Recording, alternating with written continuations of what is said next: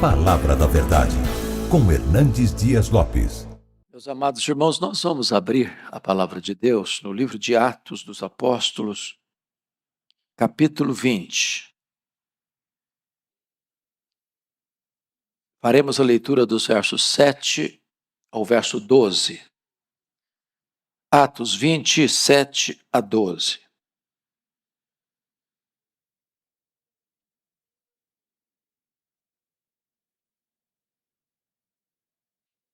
Está escrito: no primeiro dia da semana, estando nós reunidos com o fim de partir o pão, Paulo, que devia seguir viagem no dia imediato, exortava-os e prolongou o discurso até a meia-noite.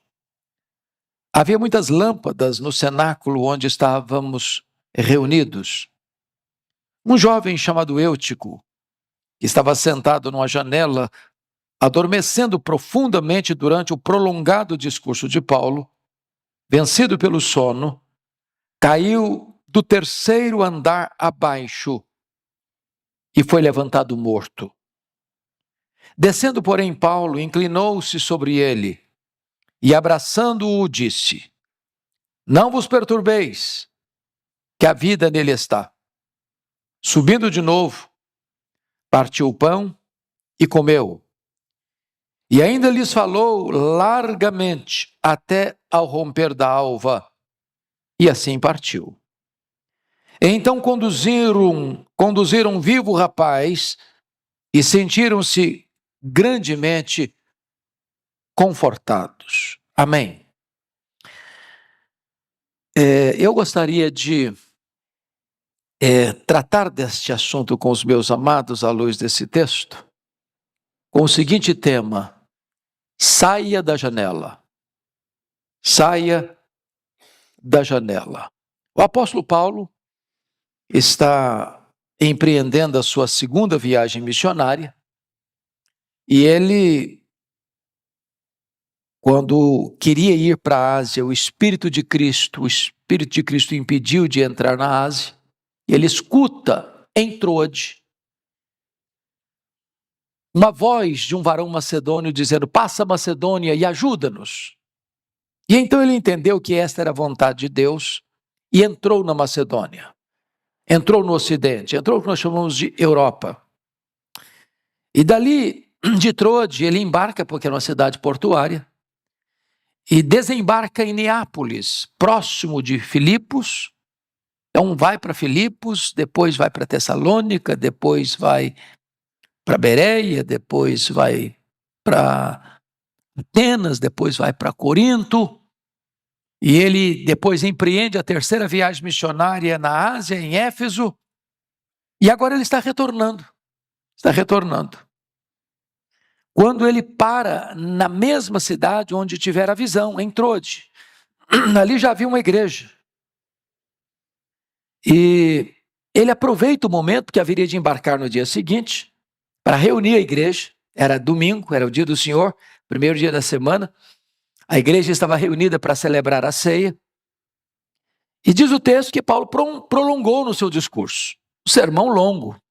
Não sei se nós estamos acostumados com um sermão até meia-noite. Mas talvez os resultados não seriam muito diferentes hoje.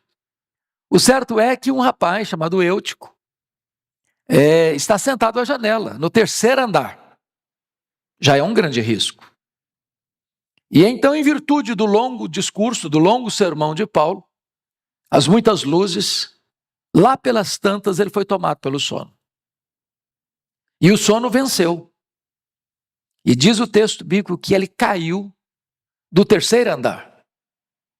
E quem cai não cai para dentro, cai para fora. E ao cair, ele já cai sem vida. Ele cai e morre. E então diz a Escritura que Paulo desce, toma-o, debruça sobre ele, e diante do pânico da multidão que está reunida no cenáculo, fala calma, dizendo: fiquem tranquilos, a vida está nele. E depois da ressurreição de Eutico, diante de um fato tão extraordinário, porque dos muitos milagres operados por Deus por intermédio de Paulo, é o único momento em que acontece uma ressurreição no ministério de Paulo. E eu penso que a igreja poderia estar tão feliz e tão exultante que terminaria o culto ali mesmo, não teria mais Santa Ceia, não teria mais sermão e o povo sairia pulando de alegria, talvez saindo até pelas praças de madrugada, dizendo que um grande milagre tinha acontecido. Não, eles simplesmente voltaram para o cenáculo, terceiro andar. Paulo continua o seu sermão até o raiar do dia. E esse episódio, meus amados irmãos, nos enseja algumas lições que passo a descrever. Em primeiro lugar, a janela é um lugar que oferece muitas distrações. Primeiramente, conduz à acomodação, porque notem vocês, nós estamos falando de um ambiente que não tem ar-condicionado. Nós estamos falando de um ambiente que o clima é quente. Então, estar na janela é um lugar de ar mais fresco. É um lugar que pode sugerir desinteresse e pode também levar a pessoa a dar uma espiada, uma olhada, uma contemplada no que está acontecendo do lado de fora. Então a janela é um lugar de distração. Mas vejam vocês que ele está no culto, ele está no cenáculo. Possivelmente era um membro da igreja. E ele está na igreja. Mas ao mesmo tempo que ele está na igreja, ele está com um olhar para fora do culto, do acontecimento, da adoração. É como se ele estivesse experimentando o melhor do culto e o melhor do que está acontecendo na rua. A atenção dele está dividida. Diríamos nós, um pé na igreja, outro no mundo. E nessa conjuntura está aqui o grande problema. Porque isso é como aquela parábola que Jesus contou da semente que cai no meio do espinheiro. Muitas coisas disputam o interesse desse ouvinte. É a pessoa que não é focada. É a pessoa que vem para o culto, mas o corpo veio, mas a cabeça não veio totalmente. O coração não veio totalmente. Na mesma medida em que ele está presente, ele está ausente.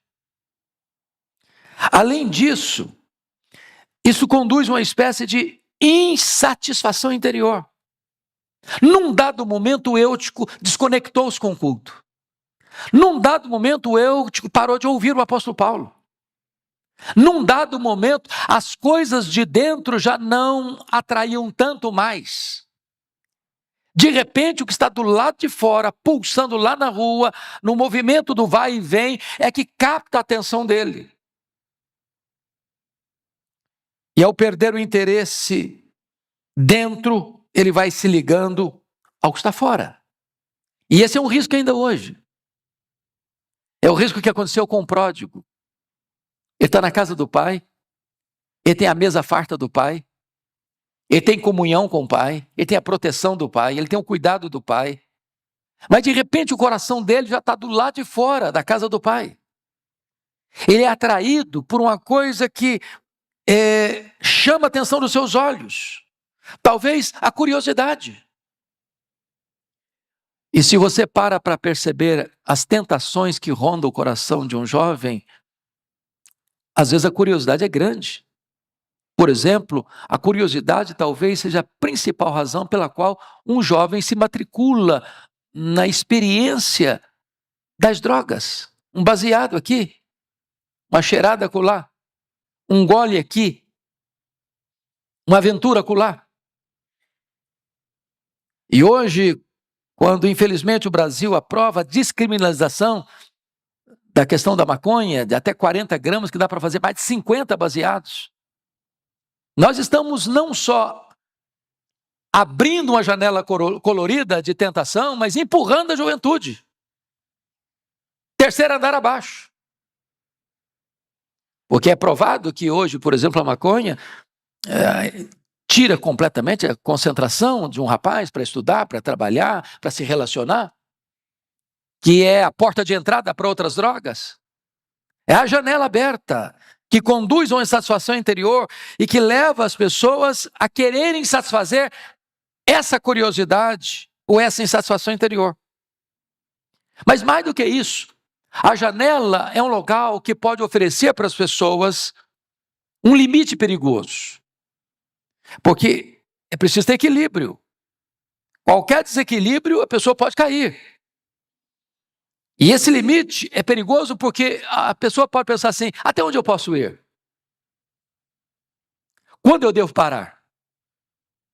Eu tenho um controle da situação?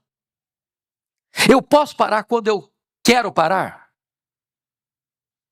Eu nunca me esqueço, conversando com uma jovem certa feita, que viveu um drama tão grande de uma vida de várias experiências sexuais antes do casamento, e ela vivia um drama tão grande de consciência, de culpa. Ela diz: pastor, o meu grande problema foi que eu pensava que eu pensava que eu estava no controle, que eu sabia a hora que eu devia parar e eu tinha poder para dizer: agora eu não vou mais, daqui para frente é um caminho mais, eu vou parar agora.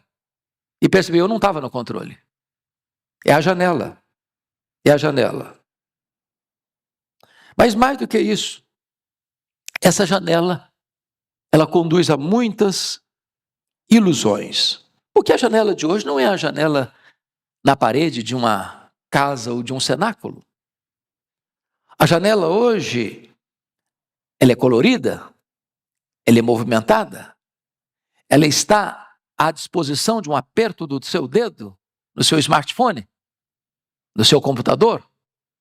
É a internet, que oferece tantas cenas coloridas, tantas atrações perigosas, e tanta gente é capturada pela sedução dessa janela, para a pornografia, para o sexo ilícito, para as aventuras, para os jogos perigosos. E quantas pessoas, não importa a idade que elas têm, se jovem ou se adulto ou até se velho, são capturadas pela atração sedutora dessa janela colorida, aberta, que pode levar as pessoas a uma queda fatal. Mas em segundo lugar, irmãos, a janela é um local que produz sonolência espiritual. Vejam vocês que Eutico está sentado na janela, o culto está rolando, a pregação está acontecendo, e de repente a mente se desconecta. E ao se desconectar a mente, ele já não está mais acompanhando o raciocínio da mensagem. E é assim no culto, sabia? Às vezes a pessoa está aqui no culto, está lá olhando, você pensa até que a pessoa está prestando atenção, está nada. Ela já está no outro canal. Ela já está viajando. Ela já não está escutando mais nada. O pensamento voa, a imaginação corre. E essa falta de vigilância abre uma avenida de tentação. Como a tentação de Sansão, que olha, que vê, já não escuta mais conselho de pai e mãe, que não escuta mais as orientações de Deus. Essa janela, mais do que isso, oferece uma espécie de preguiça diante dos desafios da vida, como as 10 virgens, 5 delas imprudentes, estão lá apenas com figurino de crente, com cacuete de crente, com jargões de crente, com aparência de crente, mas não tem mais nada. É apenas fórmula e forma e nenhum conteúdo. A janela aberta pode ser aquela tentação da fraqueza nas tribulações, como Pedro, que dormiu na hora da mais titânica batalha da vida. Ele dorme. Porque não percebe a gravidade da situação, ele não percebe a urgência do momento, ele não tem discernimento do que está acontecendo. E então, diz a Bíblia, que Eutico dormiu, e ao dormir, ele caiu da janela do 3º andar e morreu. Mas talvez você pergunte assim, mas por que Eutico dormiu? Em primeiro lugar, porque num dado momento, ele perdeu o interesse nas coisas de Deus. Meus irmãos, o diabo é muito sutil e o mundo é muito atrativo. O mundo é o sistema. E há muitas coisas atrativas. E o diabo, que conhece depois de Deus, talvez é o que mais nos investiga. Ele sabe o nosso calcanhar de Aquiles, ele sabe o ponto vulnerável, ele sabe onde chega, ele sabe por onde tenta entrar numa brecha. Para uns é o sexo, para outros é a vaidade, para outros é o dinheiro, para outros é o poder. Não sei. E ele vai inserindo essas coisas, e tirando e roubando e desidratando o interesse pelas coisas de Deus. Por que Eutico dormiu? Porque foi para o lugar errado. Ele foi para a janela. Ele foi flertar com o que estava lá de fora. Ele foi dar uma espiada no que estava acontecendo na rua. De repente, as coisas de Deus já não atraíam todo o seu interesse. Por que ele dormiu? Porque ele perdeu o fervor. É como aqueles discípulos, Pedro, Tiago e João, no Monte da Transfiguração. O milagre está acontecendo ali, a glória de Deus está descendo ali, o rosto de Jesus está brilhando, as vestes de Jesus resplandecendo, Moisés e Elias aparecem em glória, é glória demais, é o céu descendo à terra, mas eles estão desconectados, estão com sono, estão dormindo.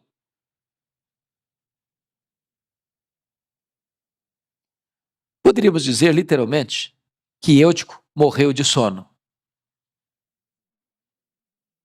Conhece essa expressão, né? Fulano morreu de sono. Ele morreu literalmente de sono. Ele caiu da janela. Então, a terceira lição que eu gostaria de trazer para a nossa reflexão nesta manhã é que a janela é um lugar de quedas perigosas. Quem cai, cai para fora. Já percebeu isso? Dificilmente você vê uma pessoa na janela e cai para dentro, cai para fora. E quantas janelas, meus amados irmãos, podem levar a quedas terríveis? A Bíblia diz que um dia Davi estava passeando no terraço do seu palácio. E talvez, da janela da tentação, ele viu uma mulher. Apenas viu. E ele foi fisgado pela concupiscência dos olhos. E ele deu vazão àquela olhada que se transforma num desejo, que se transforma numa paixão violenta, que se transforma num caso, que se transforma numa encrenca, que se transforma num assassinato, que se transforma numa mentira velada, que se transforma num casamento conveniente, que se transforma numa culpa avassaladora, que se transforma numa tragédia para a sua família, por causa de uma janela tentadora na sua vida. Cuidado com a janela. Fuja da janela. E eu tenho certeza que você sabe do que eu estou falando. Cada um de nós aqui pode ter uma janela diferente, de tamanho diferente, de paisagem diferente, de cores diferentes, de apelos diferentes. Cuidado. Fuja dessa janela. O texto diz que Eutico caiu e morreu. Há muitas quedas. E nós somos frágeis, sabia? Nenhum de nós aqui, por mais experiente que seja, por mais consagrado que seja, por mais tempo de igreja que tenha, pode bater no peito com soberba, dizendo, isso eu nunca vou fazer, esse pecado eu nunca vou cometer, eu jamais vou cair, eu sou blindado de qualquer risco de queda espiritual. Se o Senhor não segurar firme a nossa mão, nós tropeçamos. Quem nos segura é Ele. Quem nos sustenta é Ele. Mas cabe-nos fugir das janelas perigosas.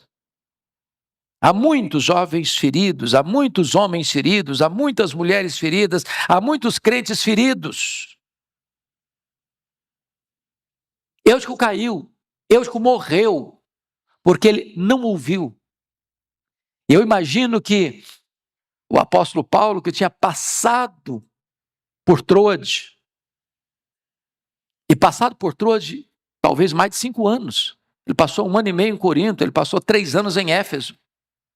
Nós não sabemos exatamente o restante do tempo que ele passou nas outras cidades, mas foi pouco tempo. Então, era uma igreja que estava saudosa do apóstolo Paulo, era uma igreja que estava ávida de ouvir a palavra de Deus, é uma igreja que eu imagino que está dizendo para Paulo, Paulo, não termina o sermão não termina não, Paulo, continua mais, fala mais. Ô Paulo, nós queremos ouvir mais, e chegou meia-noite e o povo quer mais, mas alguém naquele culto não quer mais. Alguém naquele culto não quer mais ouvir, ou alguém naquele culto não tem mais capacidade de ouvir. Alguém naquele culto está na janela e o sono chega porque ele se desconecta com o que está de dentro e agora ele não tem mais outra opção a não ser se render ao sono e por causa do sono ele cai e ele morre. Quantas quedas hoje? Quantos fora da igreja hoje? Quantos que estão na igreja hoje mas estão dormindo? Desperta, ó tu que dormes! Quantos que já caíram e quantos que já estão mortos. Mas, finalmente, em último lugar, a janela é um lugar para ser abandonado. O que eu acho bonito, pastor Arival, nesse texto, é que Paulo não acusa a igreja, nem mesmo passa um sermão no Eutico, depois que ele ressuscita. Não consta isso. Em vez de Paulo censurar, em vez de Paulo criticar, em vez de Paulo acusar, em vez de Paulo botar uma tonelada de culpa sobre o rapaz depois de ressuscitado, Paulo age. E Paulo demonstra o poder da ressurreição. Primeiro, Paulo desceu.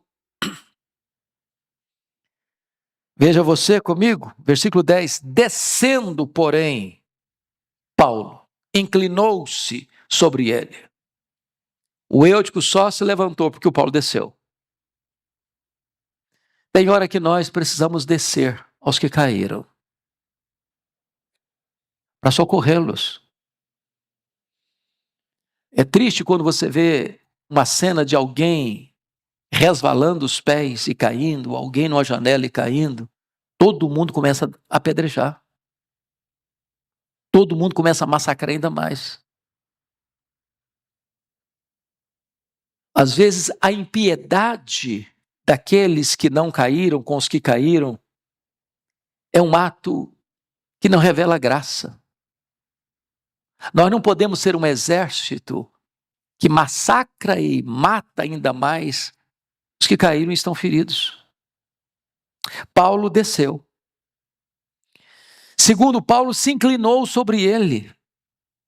Isso é um gesto de misericórdia, de compaixão, de identificação para ajudar quem está caído.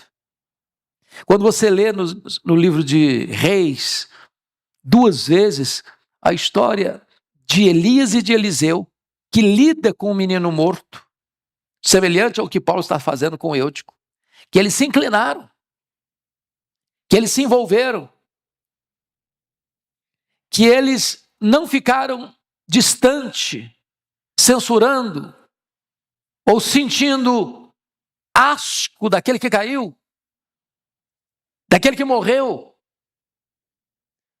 A igreja é uma comunidade terapêutica. A igreja é um lugar de cura. A igreja é um lugar de vida. A igreja é um lugar de restauração. E Paulo está nos ensinando aqui a necessidade de nós descermos e nos inclinarmos sobre aqueles que estão machucados, feridos e até mortos nos seus delitos e pecados. Mas mais, você pode notar no verso 10 que Paulo fez mais do que descer e inclinar-se. Ele abraçou. Não é fugir, não é condenar. Abraçar. Não é fácil abraçar um defunto. Mas Paulo fez isso. Ele creu no poder da ressurreição. Há muitas pessoas hoje, meus irmãos, que estão mortas, mas que podem receber vida. Mas que podem ressuscitar no poder do nome de Jesus. E a igreja é esse lugar onde os mortos recebem vida. Louvado seja o Senhor.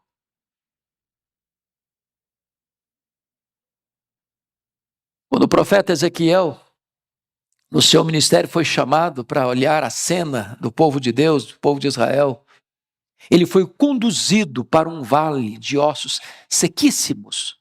E lá na cena tem duas coisas. A primeira coisa, ele foi levado para o centro do vale. Depois ele foi chamado a andar ao redor do vale.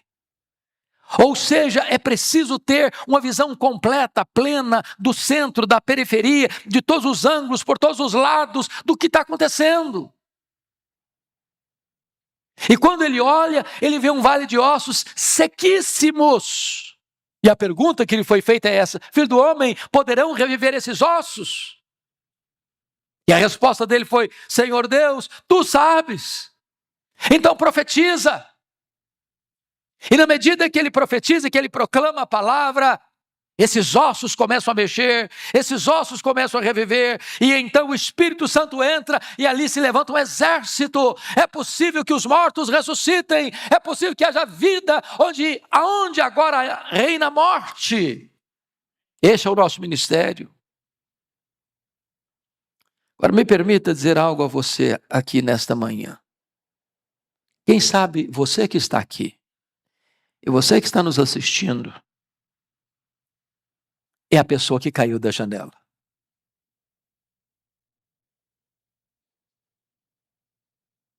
Você sabe do que eu estou falando?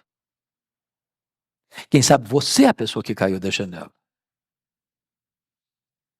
Eu quero dizer para você que se você caiu da janela, tem esperança para você. Tem perdão para você. Tem restauração para você. Tem vida para você.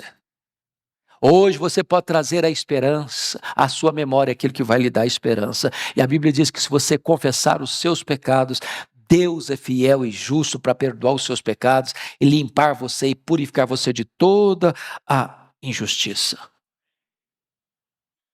Mas eu quero terminar dizendo que Paulo, depois desse extraordinário milagre, a ressurreição de um jovem, poderia dizer: meus irmãos, o culto está terminado. Eu acho que aqui é o ápice da noite.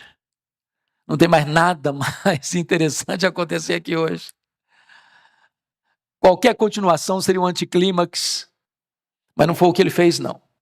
Você pode ler o verso 11 comigo? Vamos ler juntos o versículo 11, por favor? Subindo de novo, partiu o pão e comeu, e ainda lhes falou largamente até o romper da alva, e assim partiu. Eu acho extraordinário, porque Paulo continuou na igreja, Paulo celebrou a ceia, continuou na missão da igreja, Paulo continuou a pregar, e ele continuou anunciando a palavra de Deus. Não tem nada mais importante na vida da igreja do que o culto, irmãos. Que é o culto. Esta igreja podia sair gritando pelas ruas de Troade. Um milagre aconteceu, um milagre aconteceu, um milagre aconteceu. Paulo poderia partir dali, fazer do seu ministério um local de testemunhos dos milagres. Eu chegava na igreja e falava: gente, eu quero contar um milagre, eu quero contar um milagre, eu quero contar um milagre. E era grande o milagre. Não. Milagre traz glória para Deus, mas o milagre não é um substituto do evangelho. O Evangelho é o grande milagre de que Deus se fez homem, de que o Verbo eterno se encarnou, de que o autor da vida morreu na cruz e ressuscitou, e voltou para o céu e vai voltar para buscar a sua igreja. O Evangelho é Jesus.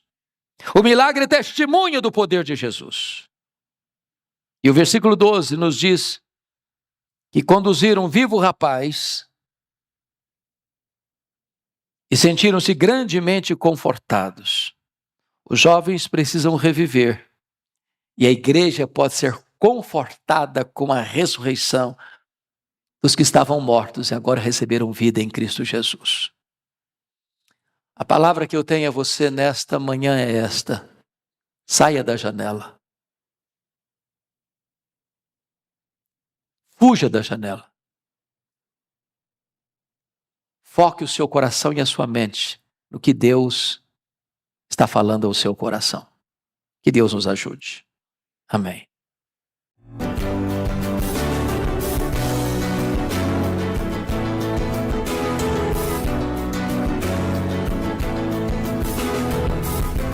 Palavra da Verdade, com Hernandes Dias Lopes.